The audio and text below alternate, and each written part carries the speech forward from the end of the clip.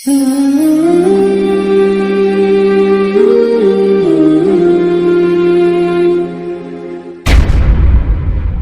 नाज़रीन कराम, मैदान करबला का ऐसा दिल चीर देने वाला वाक़या जिसको सुनकर रोंगटे खड़े हो जाते हैं। नाज़रीन कराम, अबुल हारिस कौन था? अबुल हारिस मैदान करबला में किस तरह हज़रत इमाम हुसैन अलैहिस्सलाम की लाश मुबारक को बेहुरमती से बचाने के लिए पहुंचा।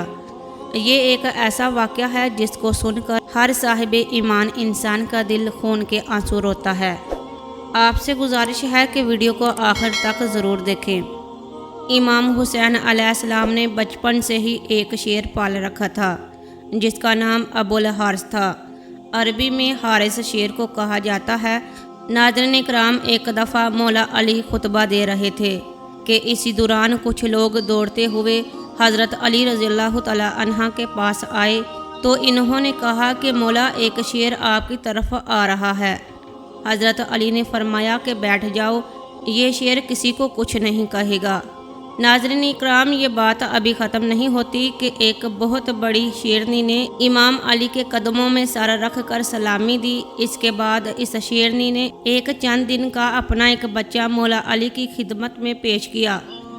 शेरनी ने अपनी ज़ुबान में हज़रत अली से कहा, मौला, मैं चाहती हूँ कि यह पल कर जवान हो जाए और महफूज भी रहे। हज़रत अली ने फरमाया कि मुतमिन होकर चली जाओ, ये मुझ अली का वादा है कि इसे यतीमी का एहसास नहीं होगा। मैं ये बच्चा उसको दूंगा जो यतीमों की परवरिश कर सकता है। इस शेरनी ने कहा कि मौला, वो कौन है जो हैवानों को भी यतीमी का एहसास नहीं होने देता? हज़रत अली ने फरमाया कि मेरा एक बेटा है जिसका नाम हुसैन है। यतीमों की इससे ज़्यादा परवरिश करना कोई नहीं जानता। मौला अली ने फरमाया कि ए हुसैन, ये शेर के बच्चे को तुम ले जाओ। इमाम हुसैन ने इस चंद दिन के बच्चे को उठाया, इसके सर पर शफ़क़त से हाथ फेरा और फरमाया, आज से इसका नाम अबुल हारिस है। अबुल हारिस की बचपन से ही इमाम हुसैन से दोस्ती हो गई। वो हर जगह पर इमाम हुसैन के साथ रहता था। इस शेर को इमाम हुसैन से इंतहाई मोहब्बत और अकीदत थी। नाज़रीन कराम, जब ये शेर बड़ा हो गया तो कुछ लोग मौला अली के पास आए और कहने लगे, या अली, अब ये शेर बड़ा हो गया है, हमें इससे खौफ आता है कि कहीं ये हमको नुकसान न पहुंचा दे। मौला अली घर तशरीफ़ लाए और इमाम हुसैन से कहने लगे, बेटा, मैं नहीं कह रहा, लेकिन अरब के लोग कह रहे हैं कि अबुल हारिस जवान हो चुका है, अब इससे हमें ख़तरा है। मगर मौला अली को देखकर मुस्कुराए और अपने बाबा जान की गर्दन में प्यार से बाहें डालकर मुस्कुरा कर कहा, बाबा जान, जैसे आपका हुक्म है। लेकिन इसके साथ ही इमाम हुसैन के इतने बड़े बड़े आंसू रुखसारों पर आ गए। इमाम हुसैन ने अर्ज़ किया कि बाबा जान, आज का दिन निकाल लें, कल अबुल हारिस आपको नज़र नहीं आएगा। इमाम अली रज़ियल्लाहु तआला अन्हा ने फरमाया कि बेटा हुसैन, आज के दिन क्या करोगे? इमाम हुसैन रोए और फरमाया कि बाबा जान, देखें, बाहर शाम हो गई है और ये वक्त किसी को घर से बाहर निकालने का नहीं है। मौला अली ने इमाम हुसैन को सीने से लगाया। जब मौला हुसैन तहज्जुद के वक्त शेर को खुराक देने के लिए गए तो अबुल हारिस ने कहा कि मौला, आज इतनी जल्दी क्यों? मौला हुसैन ने सारी बात अबुल हारिस को बताई। अबुल हारिस ने कहा, ठीक है मौला, मैं जानता हूँ, लेकिन एक शर्त है कि एक दफ़ा मुलाकात ज़रूर हो। नाज़रीन इकराम, रवायत में आता है कि इमाम हुसैन ने फरमाया कि एक तारीख़ याद रखना, 10 मुहर्रम अल हराम 61 हिजरी मैदान करबला के टिल्ले के पास से तुम्हें एक आवाज़ आएगी, बस इस आवाज़ पर चले आना, मुझसे मुलाकात हो जाएगी। अबुल हारिस ने कहा कि मौला, आवाज़ कौन देगा? तो इमाम हुसैन रोए और फरमाया, मेरी 4 साल की बेटी सकीना तुम्हें आवाज़ देगी या फिर हमारी अम्मा फ़िज़ा तुम्हें आवाज़ देंगी। नाज़रीन कराम, आज भी करबला में वो मुकाम मौजूद है जहाँ खड़े होकर बीबी फ़िज़ा ने अबुल हारिस शेर को आवाज़ दी थी।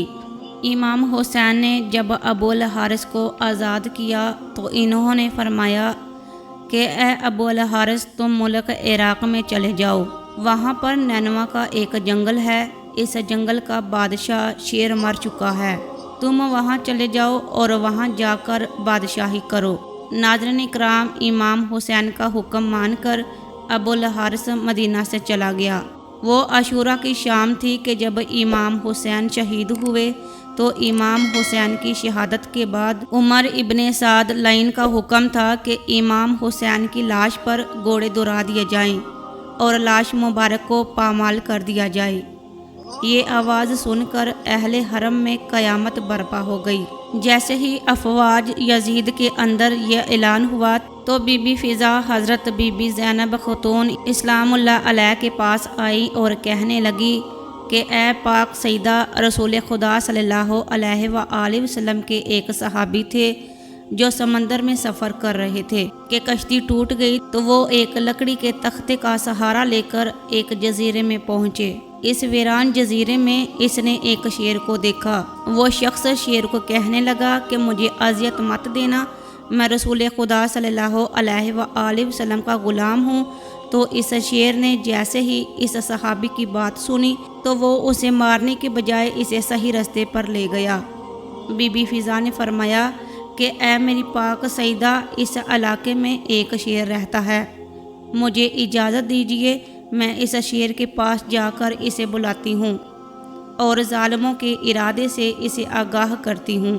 جناب فضا جنگل کی طرف گئیں اور انہوں نے ابو الحارث کہہ کر شیر کو آواز دی۔ جیسے ہی بی بی فضا کی آواز بلند ہوئی تو شیر چند ہی منٹوں میں ان کے پاس جا پہنچا۔ بی بی فضا نے فرمایا کہ اے ابو الحارث، کیا تجھے معلوم ہے کہ یہ ظالم امام حسین کے جسم اطہر کو پامال کرنا چاہتے ہیں اور لاش کو پامال کرنے کے بعد یہ گھوڑوں کے ٹاپوں سے ان کی لاش کو ناقابل شناخت بنانا چاہتے ہیں۔ یہ سن کر وہ شیر ابو الحارث بی بی فضا کے ساتھ آ گیا اور مقتل میں پہنچ کر امام حسین کی لاش کے پاس بیٹھ گیا۔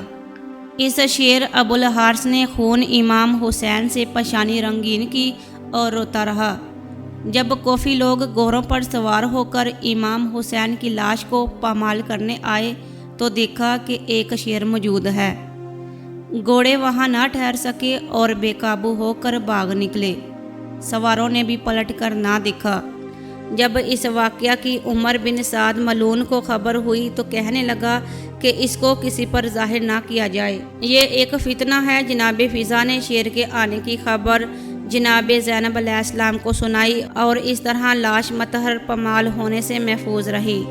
جناب بی بی فضا جناب بی بی فاطمہ زہرا کی وفادار کنیز تھی، جنہوں نے رحلت بی بی فاطمہ کے بعد بھی ان کے بچوں کا ساتھ نہیں چھوڑا اور جناب بی بی زینب اور بی بی ام کلثوم کے ساتھ ساتھ رہیں اور کربلا میں بھی امام حسین کے ہمراہ رہیں اور ان کی بہن بیٹیوں کا سہارا بنی، جنہیں اماں فضا کہا جاتا ہے۔